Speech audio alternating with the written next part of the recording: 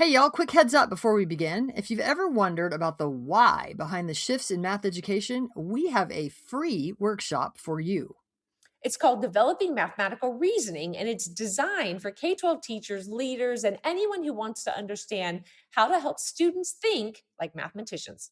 This is an asynchronous online 4-module workshop that you can complete on your own schedule at your convenience. You get 6 weeks of access, and it covers everything from additive and multiplicative reasoning to proportional and functional reasoning.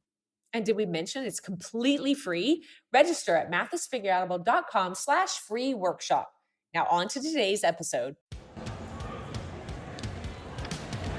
Hey, fellow mathers, welcome to the podcast where math is figure-outable. I'm Pam Harris, a former mimicker turned mather.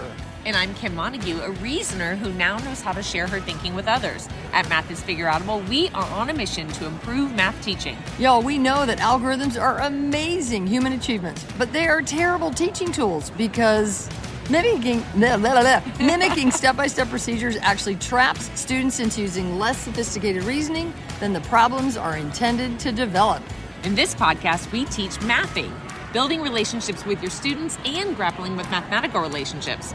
We invite you to join us to make math more figure-outable. Hey, we did that really well. I'm so impressed with us. Okay, I think it has something to do with the fact that we are at CAMT, the Texas State Math Conference, the Conference for the Advancement of Mathematics Teaching.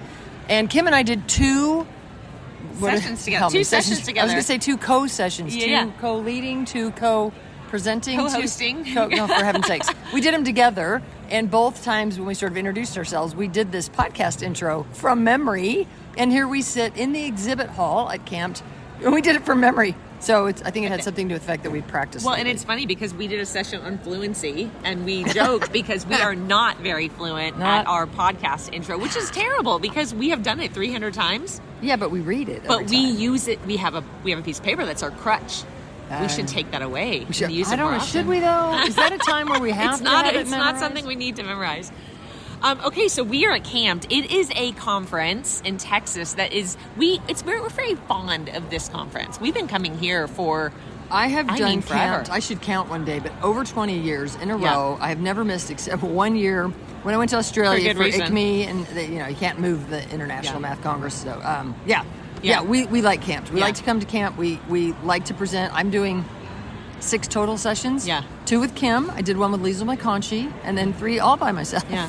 There's lots to present on. Super exciting that I get to be in the big arena today. I will tell you, I'm actually a little bit nervous about that. Oh, it's gonna be great. Big arena, it's great. I'm thrilled to be able to share the message that math is figure-outable and help teachers know how to make math more figure-outable in their classrooms. Yeah. All right. It's and it's always great. We love conferences in general, getting together with other educators, teachers, and leaders to get to share our thinking and our ideas and sit down and probably what do you think? We love sessions, love sitting and learning, but also the conversations at lunches and breakfast, like really deeper conversations about wrestling with ideas and collaborating. It's relationship. There's something about physical, like we do a lot on Zoom. Yeah. And it's wonderful. We can do things with people all around the world and at different times. There is something about physically breaking bread together and physically being in a session together. We appreciate it. Y'all, if you haven't been to a professional conference lately, I put that on your radar. In fact, I'll just give a little shout out to NCSM. I'm actually wearing my NCSM, what am I? A name badge? Yeah, you are the regional team leader for Southern 2. I never know that.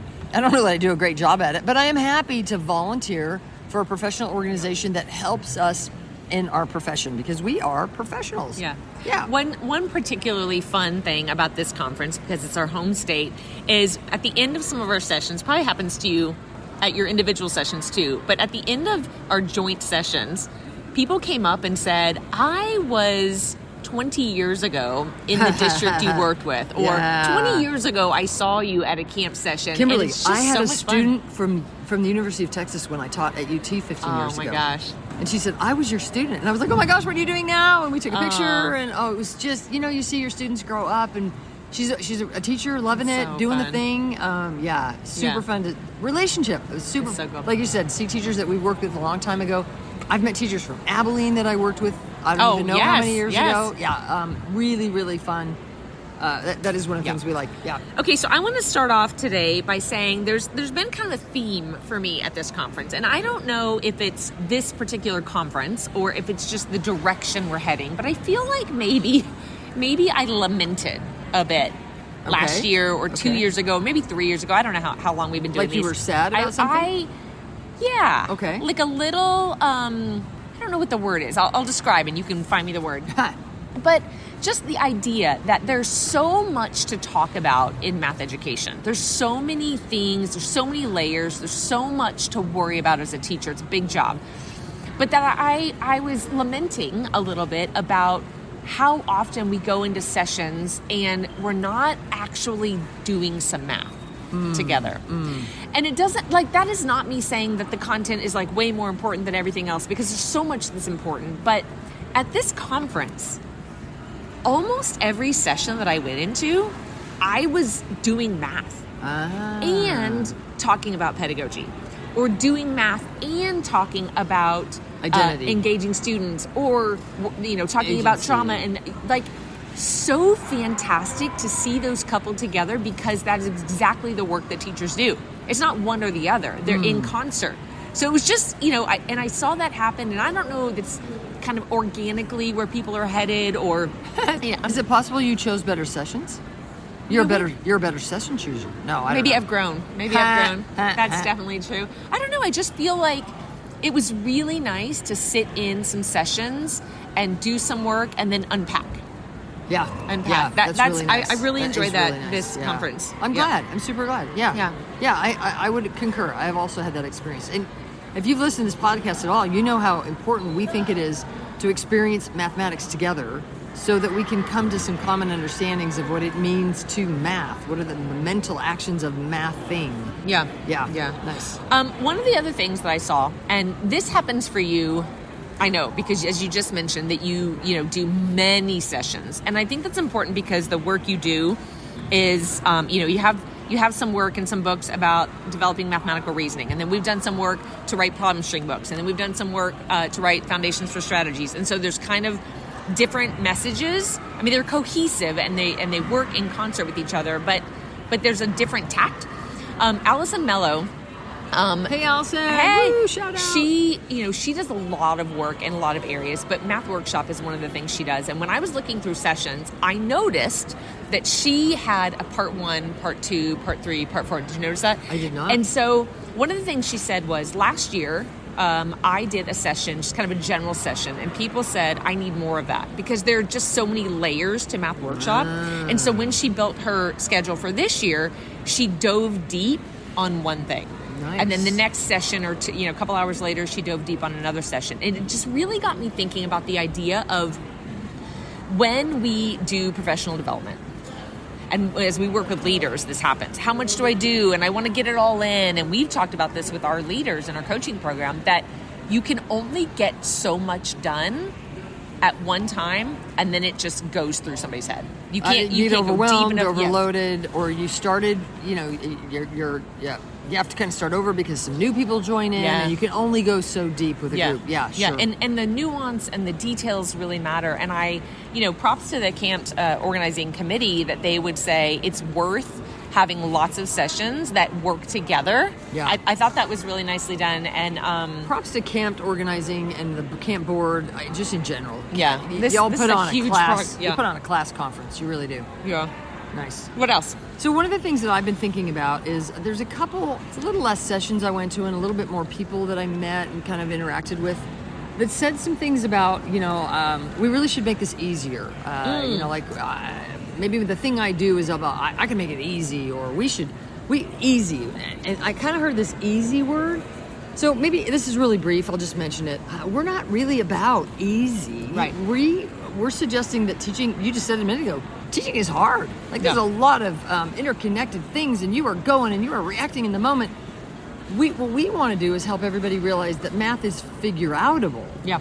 And that's different than easy. Yeah. Just that small comment. I've just been thinking about that. Well, we used this before, the analogy of lifting weights. That the idea is to build the person lifting weights. It doesn't help to lighten the load. It doesn't help to make the bar easier because then you're not growing. Yeah. And really, let's do fewer exercises, and that's easier. And then it's not helping you didn't anybody. build any muscle. Speaking of muscle, Vanessa Viccaria. Sorry. I mean, she I don't know why she put her arm up, and I was like, that is tone. There's some nice. Can I say that on a podcast? Sure. Okay. You can maybe admire. because I've been lifting lately, so I'm just sort of aware. Well, I'm glad you mentioned her because I think Vanessa, several of us on the team went to exercise. Several of us on the team exercise. We do. We don't have those arms quite yet. We're getting there. Several of us went to her session with Robert Kaplinsky. And this is one of the ones that I was Two mentioning. powerhouses together. In that session, we did an open middle problem and talked about depth of knowledge a bit. But then also, we got a chance to role play as a teacher. I'm going to get these 4 F's wrong. But Vanessa talks about fight or flight or fawn or... Freeze? Freeze! Look at that. Bam! Okay. But they gave us some scenarios, and they gave us a student scenario where the student was going to act a certain way because of of how they were responding. And then they gave us some suggestions of teacher interactions to help the student make a step forward, a small step, because that is so real in our classroom, so real that kids are not going to respond the way that we hope they will all the time. And so it was just, again, one of those scenarios. Don't give up on them, but don't push too hard. Right. Like, what's the next nudge? That's nice. Yeah. It was one of those scenarios where we did math, and then we talked about the reality of classrooms. Yeah, lovely. It's cool. Lovely. It was good. Maybe one of my favorite sessions was... Mine? No, of just course, kidding. Sorry. Always. Just kidding. Always. I did love doing some presenting together. It was fun. Yeah, we did good today. I think this time maybe our sessions went a little bit better than they sometimes do because I actually let you talk more. I knew you were going to say and that. I interrupted a little bit less. That was good. That's good. Yeah. We had to watch It's like some I'm good maturing. video. I'm maturing as a co-presenter. It's a good thing. It's good. I love it. Love it. Zach's champagnes session. Zach. Good old Zach. What was his session was about real world math. Ooh. And the idea of thinking about what that actually means. And his daughter was in the session.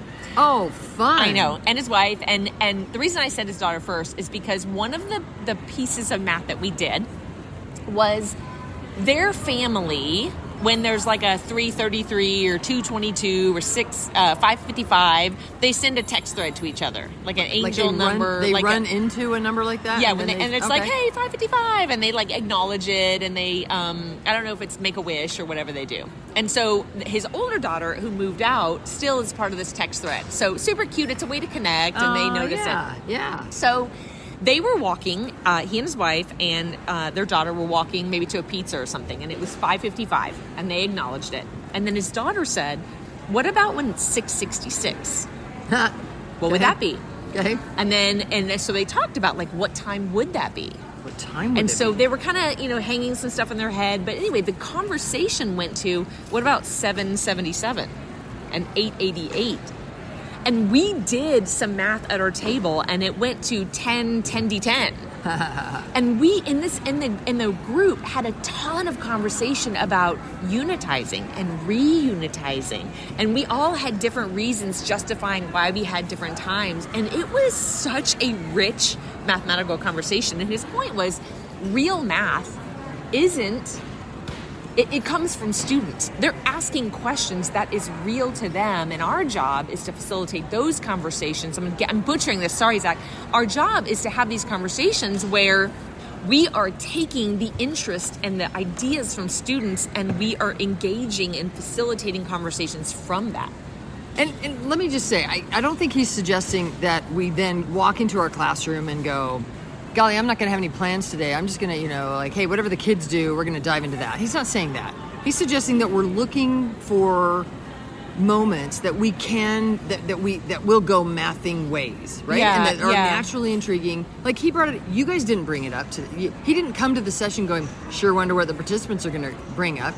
He said, this is a thing. Here's a wonder. Here's a wonder. And then he invited you into their wonder. Yep. In other words, I'm just sort of making sure people aren't hearing us say, we're going to haphazardly let whatever happens. No, we're going to know the landscape of learning. We're going to know the content. so that we can then take the important ideas and grab what's actually happening and move them forward. Yeah. Does that make sense? Yes. It could have been heard. He wasn't saying that. You weren't saying that. And so an example he gave was he, as a I don't know what grade he was teaching at the time, he gave an example where he was using one of Graham Fletcher's 3-act tasks. And he posed a scenario. He had some images that they showed, and the kids were asking questions, and they were sharing like how they solved the problem. But then a kid asked a question, or the question was, "What information would you want to know?" And the kid asked for information that he didn't have. And so we were talking about the kid's question, and the information that the kid wanted was probably actually more useful. And so anyway, so it might be, and it might not be, and that's where we're going to help everybody get better content knowledge, so you can kind of run directions that are going to be the more helpful ones. Yeah, it was a great session. Nice. What else? All right, so I'll throw out an idea. I've kind of been toying around with the idea of what would it look like to try to write something to parents or really to policymakers. And honestly, I have a little bit of concern about what that would be like. I like my life the way it is, and I know that Joe Bowler has had some really unfortunate, it's not a strong enough word, horrible things happen. Terrible. And I think it all stems from a misunderstanding, and I think I have something to offer to the conversation. Anyway, I was given some advice. A couple people that I really respect were saying, just be aware that if you do that, you kind of, as soon as you put your message out there, you really lose control of what you actually meant. Oh. And we can talk more about that maybe later, Kim, but what I want to ask you right now is, I'm kind of wondering, we've put our message out to, masses. pretty large crowd in the small community of math educators. Yeah. Do you think we've lost control of our message? That is a great question. I mean, the word control is interesting, right? Do you think we've been misunderstood? Do you think there are people out there that are like, oh, I do number strings? Okay, that's just one. That's me poking fun. Yes. We call them problem strings, not number strings. Yeah. I mean, I think that's true in lots of conversation. It's telephone. You can play telephone, right? A lot of times. And I think this is why it's so important to ask questions and assume positive intent rather than go, oh, okay, it must be what they mean. And so, continue to ask questions. What do you mean by that? You are a fantastic asker of say more.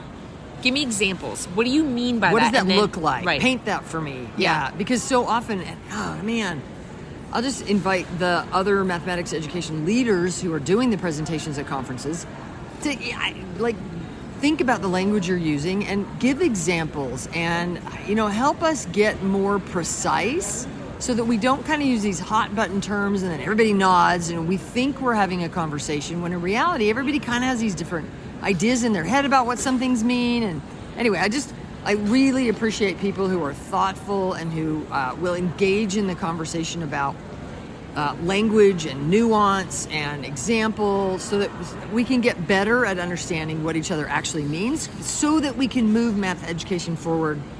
It's funny because on my paper, you totally have I wrote all language. caps, language matters, because we only hear what people are saying through the lens that in our perspective that we have right now. And so if we hear what we think that they mean through our lens and we aren't willing to ask more questions and we aren't willing to dig in alongside them and have beat out that conversation, then we're just often nodding because we think we're in agreement, or we shake our head internally and go, yep, I know what they mean, and I'm not into that. Yeah. I think we're going to have some conversations in the near future about some things that we thought we knew what people meant, and actually now that we've dug in, they meant something different. And sometimes it was great because we're actually in more agreement, and sometimes it was unfortunate, sad because we're actually in less agreement than we thought we were. Yeah. But we're still willing to dive in, and then let's say we are in disagreement. Let's talk about why. Yes. And what's behind what you're doing, and